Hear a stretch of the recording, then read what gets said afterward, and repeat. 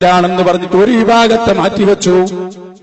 അപ്പോൾ സഹോദരന്മാരെ, ഒരു വിഭാഗത്തെ മാറ്റിവെച്ചിട്ടുണ്ടെങ്കിൽ ആ വിഭാഗം ഏതാന്ന് സ്വഹാബത്ത് ചോദിച്ചു. മറുപടി പറഞ്ഞു, മാ അന അലൈഹി വഅസ്ഹാബി, ഞാനും എന്റെ സ്വഹാബത്തും ഏതൊരു മാർഗമാണോ സ്വീകരിച്ചത് ആ മാർഗം അവലംബിച്ചവർ അവരാണ് യഥാർത്ഥ വഴിയിലെന്ന് ത്വാഹാ റസൂലുള്ളാഹി. അതുകൊണ്ട് 72 നരകത്തിൽ പോകും. അത് ഞാനും മുസ്ലിമാന്ന് പറഞ്ഞുകൊണ്ടൊന്നും രക്ഷപ്പെടൂല. അപ്പൊ ഒരു പണ്ഡിതന്റെ ബാധ്യതയാണെന്ത്? അത്തരം പ്രസ്ഥാനക്കാർ വരുമ്പോ ഓർമ്മപ്പെടുത്തി കൊടുക്കുക എന്നത്. മാത്രമല്ല, ഒരു ബിദ്അത്ത് ലോകത്ത് വരികയും അതുമായി അറിവുള്ളവൻ മിണ്ടാതിരിക്കുകയും ചെയ്താൽ ഫഅലൈഹി ലഅനത്തുല്ലാഹ്, അവന്റെ മേലിൽ അല്ലാഹുവിന്റെ ശാപമുണ്ടെന്നാണ് മഹാനായ സയ്യിദുനാ റസൂലുള്ളാഹി സ്വല്ലല്ലാഹു അലൈഹി വസല്ലം പറഞ്ഞത്. അതുകൊണ്ട് ആദർശം വളരെ വ്യക്തമാണ്, കണിശമാണ്.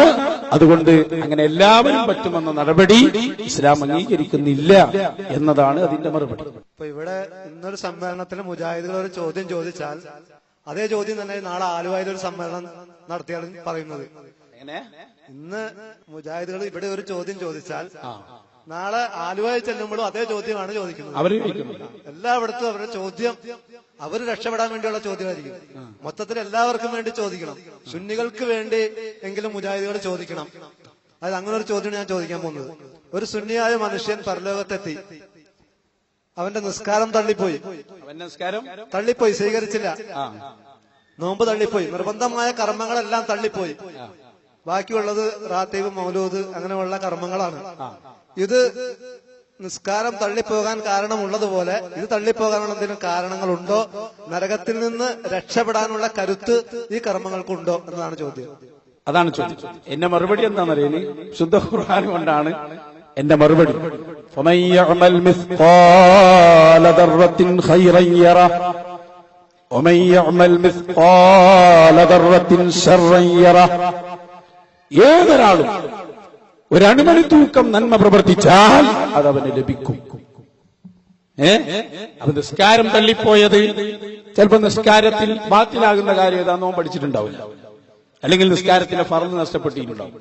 പക്ഷേ അതേ സമയത്ത് നബി സല്ലല്ലാഹു അലൈഹി വസല്ലം തങ്ങളെ മദ്ഹ് പറഞ്ഞു, അത് തള്ളിപ്പോകാനുള്ള കാരണമില്ലെങ്കിൽ അതിന്റെ കൂലി അവന് കിട്ടും. അതേ സമയത്ത് നിസ്കാരം ഖളാ ആക്കിയതിന്റെ ശിക്ഷയും കിട്ടും.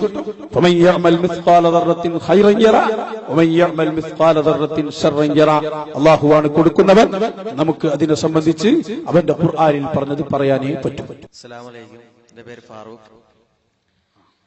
എനിക്ക് ചോദിക്കാനുള്ളത്, ഉസ്താദ് നേരത്തെ ഒരു കാര്യം പറഞ്ഞല്ല, 73 വിഭാഗമായിട്ട് തിരിയും, അതിൽ സ്വർഗത്തിൽ പോണത് ഞാനും ഇപ്പൊ എന്റെ സ്വഹാബത്തും ചെയ്തുകൊണ്ടിരിക്കുന്ന കാര്യങ്ങളിൽ പിന്തുടർന്ന് വന്നവരാണ്.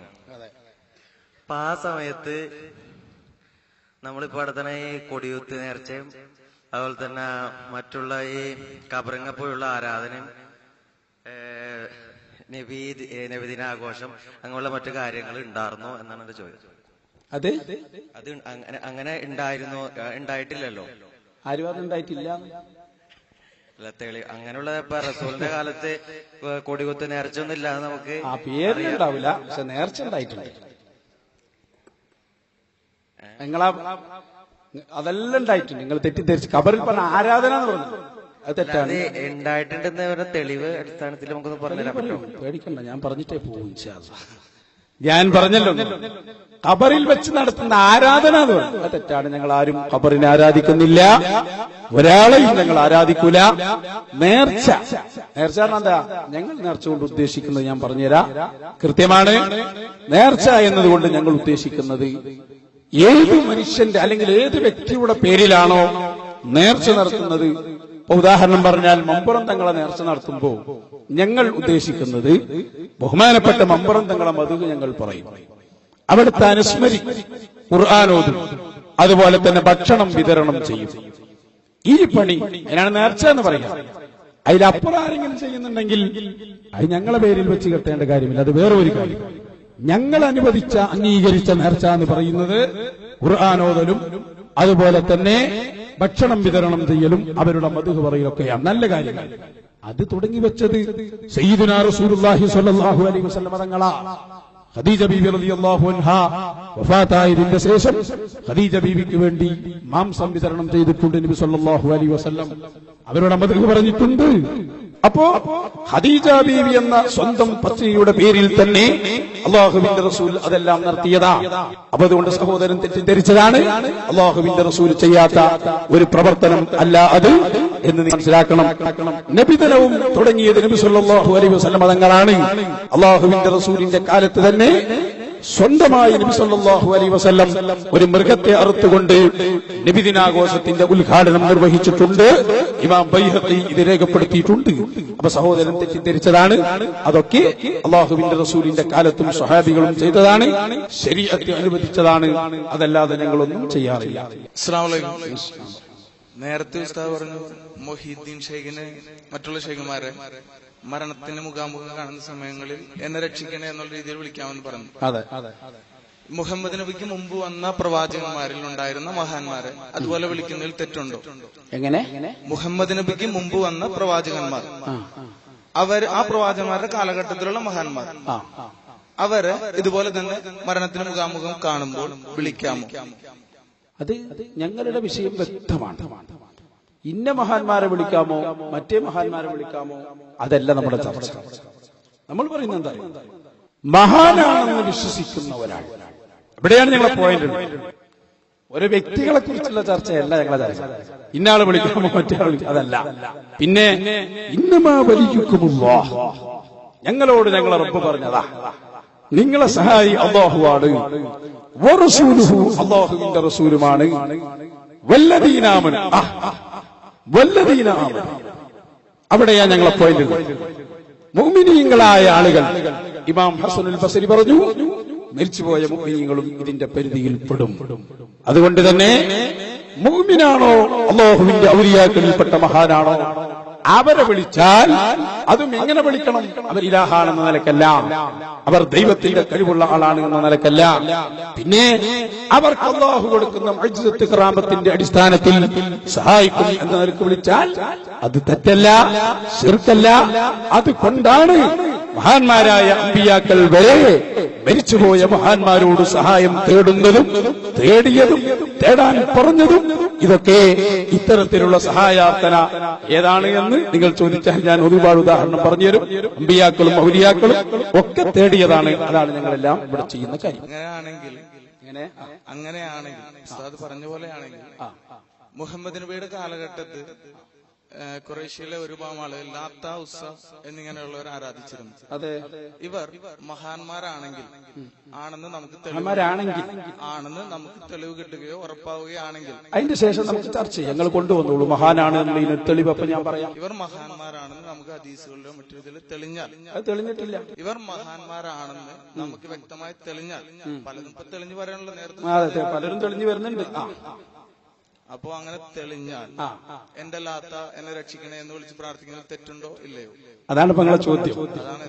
അതിന് നിങ്ങൾക്ക് രണ്ട് ഗൂഢ ലക്ഷ്യങ്ങളുണ്ട്. അതൊക്കെ ഞങ്ങൾ പഠിച്ച് പാടി വരുന്നതാണ് മക്കളെ. മനസ്സിലായി നിങ്ങൾക്ക്? ഞങ്ങൾക്ക് വിളിച്ച് പ്രാർത്ഥിക്കാൻ ഒരു ലാത്തയും വേണ്ട, ഒരു ഉസ്സയും വേണ്ട, ഒരാളും വേണ്ട. ഞാൻ ചോദിച്ചത് എന്റെ മറുപടി കഴിഞ്ഞിട്ടാണെങ്കിൽ രണ്ടാമത്തെ ഉത്തരം പറയേണ്ടത്. അങ്ങനെയൊരു മാന്യത ഉണ്ടല്ലോ. ഞങ്ങൾ പറയുന്നത് അള്ളാഹുവിന്റെ ഔലിയാക്കൾ, അള്ളാഹുവിന്റെ അമ്പിയാക്കൾ, ഇങ്ങനെയുള്ള മഹാന്മാരെ വിളിക്കുന്നത് തെറ്റല്ല, അത് ശിർക്കല്ല. അതാണ് ഞങ്ങളെ വാദം. മനസ്സിലായോ? പിന്നെ ലാത്ത മഹാനാണെങ്കിൽ നിങ്ങൾ തെളിയിക്കേണ്ടതാണ്. എന്റെ ശേഷിയെ കുറിച്ച് പറയേണ്ടതുള്ളൂ. ലാത്ത മഹാനാണെന്ന് നിങ്ങളോട് ആര് പറഞ്ഞു? ഇനി ഞാൻ ഒരു വാക്കുകൂടി പറയാം.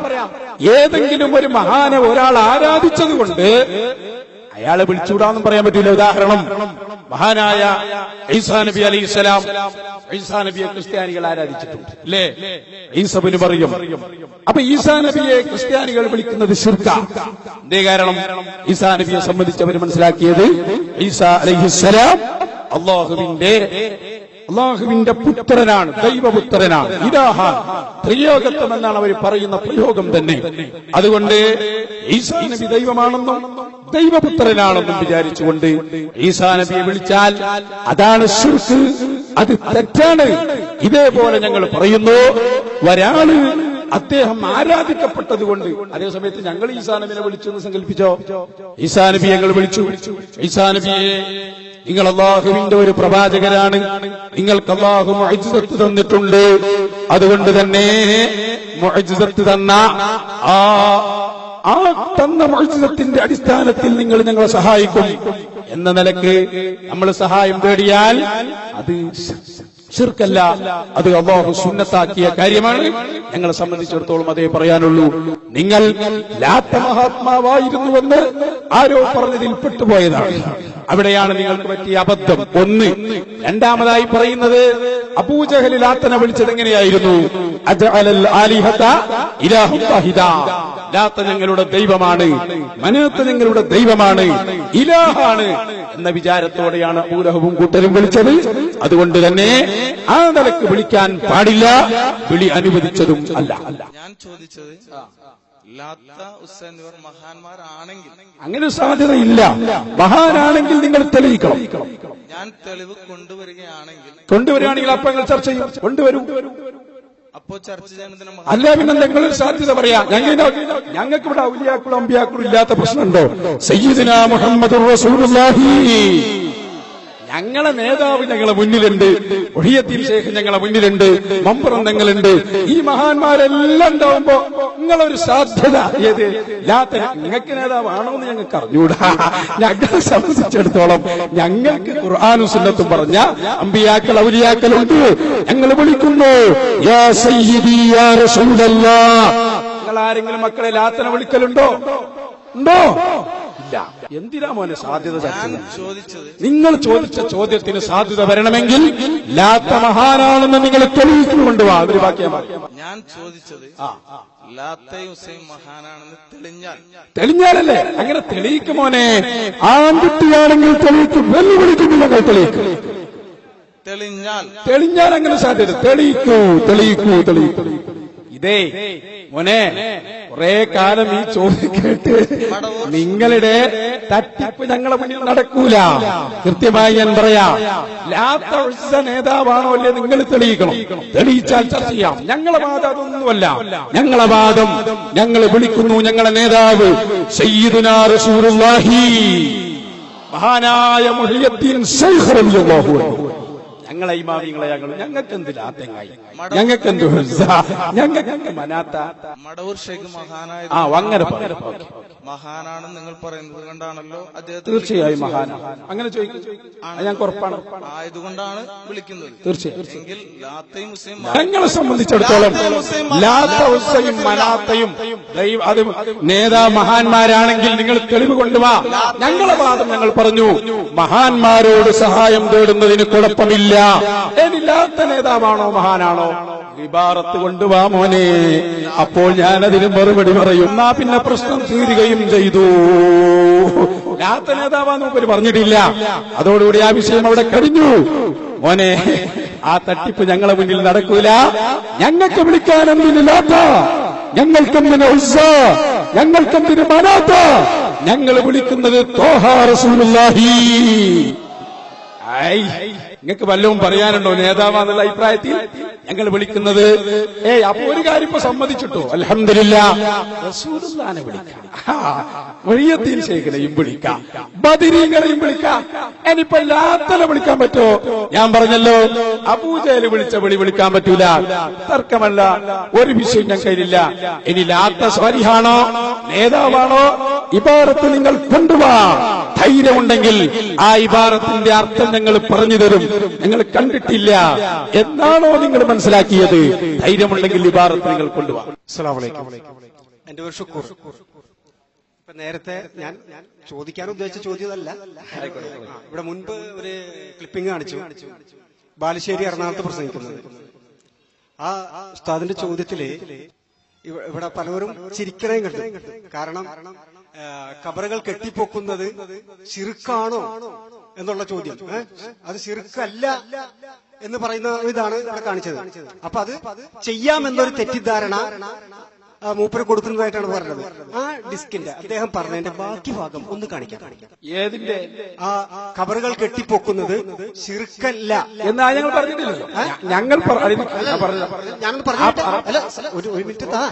അദ്ദേഹം പറയുന്നത് ഞാൻ ആ സ്പോട്ടിൽ ഉണ്ടായിരുന്ന വ്യക്തിയാണ്. അതെ, അദ്ദേഹം പറഞ്ഞു ഖബറുകൾ കെട്ടിപ്പൊക്കുന്നത് ശിർക്കല്ല ബിദ്അത്താണെന്നാ പറഞ്ഞത്. പോയിന്റ് നിങ്ങൾക്ക് മനസ്സിലായില്ല. നിങ്ങൾ ഇരിക്കാൻ പറഞ്ഞിരുന്നു. നിങ്ങൾ ചൂടാണ് അല്ല. പക്ഷെ ഇവിടെ മുസ്ലിം ആ ഭാഗം കട്ട് ചെയ്തപ്പോൾ ഇവിടുത്തെ ജനം എന്ത് ചിന്തിച്ചെന്നറിയാമോ? ഖബറുകൾ കെട്ടിപ്പൊക്കുന്നത് നല്ല കാര്യമാണെന്ന് ചിന്തിച്ചു. അങ്ങനെ ചിന്തിച്ചില്ല. ഞങ്ങൾ പറഞ്ഞെന്തെങ്കിലും ചെയ്യില്ല. നിങ്ങളെ പുറത്തേക്ക് ചിന്തിച്ചു പോയി. അതാണ് അപകടം പറ്റും. ആ ക്ലിപ്പ് നിർത്തി ഞാൻ പറഞ്ഞു എന്താണ് അപകടം. നിങ്ങൾ നമ്മൾ ആ സി ഡി തന്നെ വേണം ഞങ്ങൾക്ക് തരാം. എന്തിനാ നിങ്ങൾ ബേജാറാണ്? സി ഡി വേണ്ട. ഞാൻ പറഞ്ഞ എന്താന്ന് മോന് മനസ്സിലായില്ല. ഞാൻ പറഞ്ഞു എന്താ സംഭവം എന്നറിയാം. ഞങ്ങൾ ചർച്ച ചെയ്യുന്നത് എവിടെ എന്താ അറിയും? ശിർക്കാണോ ശിർക്കല്ലേ? നിങ്ങളുടെ പടാ നേതാക്കൾ ഞാൻ എന്തിനാ പറഞ്ഞു? ഇത്തരം ജനങ്ങൾ ഇവിടെ സാക്ഷിയാണ്. ബാലുശ്ശേരി ഖബർ കെട്ടിപ്പൊക്കൽ അനുവദനീയമാണ് എന്ന് പറഞ്ഞു എന്ന് ഞാൻ പറഞ്ഞു. ഇല്ല, പറഞ്ഞില്ല. നിങ്ങൾ മനസ്സിലാക്കിയത് വെച്ചതാ. അത് ബിദ്അത്തല്ല എന്ന് അയാൾ പറഞ്ഞു എന്ന് ഞാൻ പറഞ്ഞു. അവൻ പറഞ്ഞിട്ടില്ല. ഞാൻ എന്താ പറഞ്ഞേ?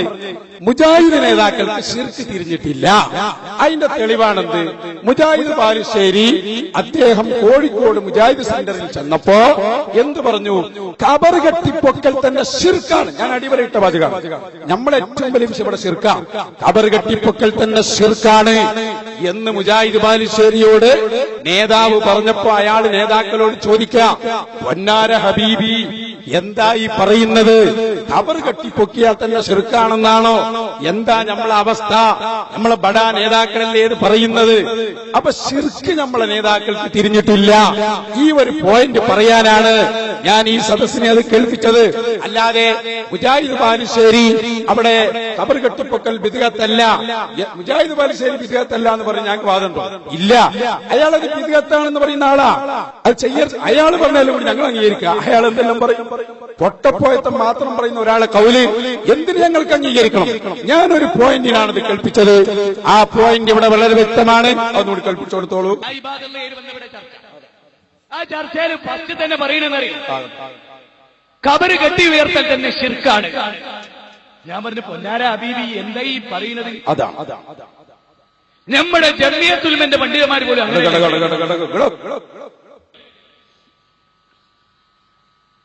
എന്ത് നിങ്ങൾ ശരിക്കും പഠിച്ചോളിട്ടോ. നമ്മുടെ ഇന്നത്തെ അവസ്ഥ പഠിച്ചോളി. ഖബർ കെട്ടി ഉയർത്തൽ ശിർക്കാണ്. വാദിക്കുക മാത്രമല്ല, ഷൗട്ട് ചെയ്തിന്നെ ഇരുത്തിച്ചു മുജാഹിദ് സെന്ററിൽ CD ടവറിൽ. ചോട്ടകളല്ല, ബടാ നേതാക്കൾ. ആ ഒരു പോയിന്റ് തെളിയിക്കാനാണ് ഞാനത് കാണിച്ചത്. അല്ലാതെ അയാളത് അനുവദനീയമാണ്, മുജാഹിദ് ബാലുശ്ശേരി ഖബർ കെട്ടിപ്പൊക്കാന്ന് പറഞ്ഞൊന്നും ഞാൻ പറഞ്ഞിട്ടില്ല. നിങ്ങളുടെ നേതാക്കൾക്ക് ശിർക്ക് തിരിഞ്ഞിട്ടില്ല എന്ന് ബാലുശ്ശേരി തന്നെ പറഞ്ഞു എന്ന് പറയാനാണ് നമ്മൾ ആ പോയിന്റ് കൊണ്ടുവന്നത്. ഓക്കെ, അത് തിരിഞ്ഞു. എന്തെന്നാ ഈ ജനത്തെ ഒന്ന് കാണിക്കാൻ വേണ്ടിയാ. കാരണം അങ്ങേര് കാണിക്കേണ്ട കാര്യമില്ല. ഞങ്ങൾ പറയട്ടെ, ഞങ്ങൾ പറഞ്ഞു കാണിച്ചു. ഓക്കെ, അദ്ദേഹം പറഞ്ഞത് ശിർക്കല്ല എന്ന് പറഞ്ഞല്ലോ. അപ്പൊ ഇവിടെ ഒരുപാട് ജനം ചിന്തിച്ചിട്ടുണ്ടാവും ഹലാലാണ് ഇല്ല. ശരി, അപ്പോൾ കാണിച്ച എനിക്ക് എന്റെ ലക്ഷ്യം അതിൽ എന്റെ ലക്ഷ്യം പൂർത്തിയായി. എനിക്ക് ചോദിക്കാനുള്ള ചോദ്യം ഞങ്ങൾക്കായി സൗഖ്യമില്ല. മുജാഹിദ് ബാലുശ്ശേരി എന്റെ ചോദ്യം ഞാൻ ചോദിക്കാൻ വന്ന ചോദ്യമാണ്. മുജാഹിദ് ബാലുശ്ശേരി സുന്നിയായി ഞങ്ങൾക്ക് അഭിപ്രായമാണ്. ഞാൻ പറയുന്നത് എന്താ അറിയാം? മുജാഹിദ് ബാലുശ്ശേരി ഇപ്പോഴും പറയുന്നത് ഖബർ കെട്ടിപ്പൊക്കൽ ബിദ്അത്തും തെറ്റുണ്ടെന്ന ബാലുശ്ശേരിയാ പറഞ്ഞോണ്ട് ഞങ്ങൾക്ക് ഒരു ചുക്കൂല്ല. കാരണം ഞങ്ങൾ ബാലുശ്ശേരിനെ അംഗീകരിക്കാൻ വന്നവരല്ല. മനസ്സിലായില്ലേ? പിന്നെ ഞാൻ എന്തിനത് കാണിച്ചു? മുജാഹിദ് ബാലുശ്ശേരിയിൽ പറഞ്ഞിട്ടുണ്ടപ്പോ ഞങ്ങൾക്ക് ഖബർ കെട്ടിപ്പൊക്കാൻ അതിന്റെ ഒരു ആവശ്യമില്ല. മുജാഹിദ് ബാലുശ്ശേരി എന്ത് പറഞ്ഞു? ഞങ്ങളുടെ പടാ നേതാക്കൾക്ക് തന്നെ ശിർക്ക് തിരിഞ്ഞിട്ടില്ല. ആ ഒരു പോയിന്റ് കൊണ്ടുവരാനാണ് ഞാനത് കേൾപ്പിച്ചത്. അതിലപ്പുറം ഈ സമുദായം ഒന്നും മനസ്സിലാക്കിയിട്ടില്ല. അത് മനസ്സിലാക്കേണ്ട ആവശ്യം അതിന് ഞങ്ങൾക്കുള്ളൂ. CD വേണമെങ്കിൽ മുഴുവനായി ഞങ്ങളുടെ കയ്യിലും ഉണ്ട്. അതെനിക്ക് വ്യക്തമായി. എന്റെ ചോദ്യം, നബി സല്ലല്ലാഹു അലൈഹി വസല്ലമയുടെ ജീവിതകാലത്ത് ഒരിക്കലെങ്കിലും ഫർദ് നമസ്കാരത്തിന് ശേഷം കൂട്ടപ്രാർത്ഥന നടത്തിയിട്ടുണ്ടെങ്കിൽ ഉണ്ടെന്ന് പറയാം, ഹദീസ് നമ്പർ പറയാം, ഇല്ലെങ്കിൽ ഇല്ല എന്ന് പറയാം. ഒറ്റ വാക്കിൽ ഉത്തരം വേണം. ഉണ്ട്.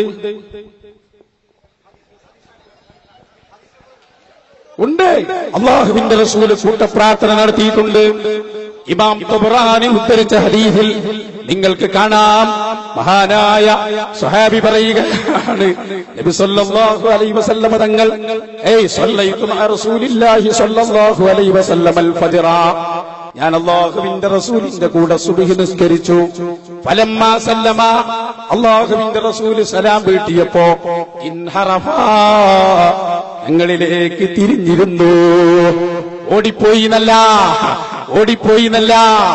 എന്നിട്ട് അവിടുന്ന് ദുആ ചെയ്തു, അല്ലാഹുമ്മ ബാരിക് ലനാ ഫീ മദീനത്തിനാ, അല്ലാഹുവേ ഞങ്ങളെ മദീനയിൽ ഞങ്ങൾക്ക് നീ ബറക്കത്ത് ചെയ്യണം. അടോ, ഞങ്ങളെ മദീനയിൽ ഞങ്ങൾക്ക് ബർക്കത്ത് ചെയ്യണം, എന്റെ മദീനയിൽ എനിക്ക് ബർക്കത്ത് ചെയ്യണം എന്നല്ല, പരസ്യമായി ദുആ ചെയ്തു.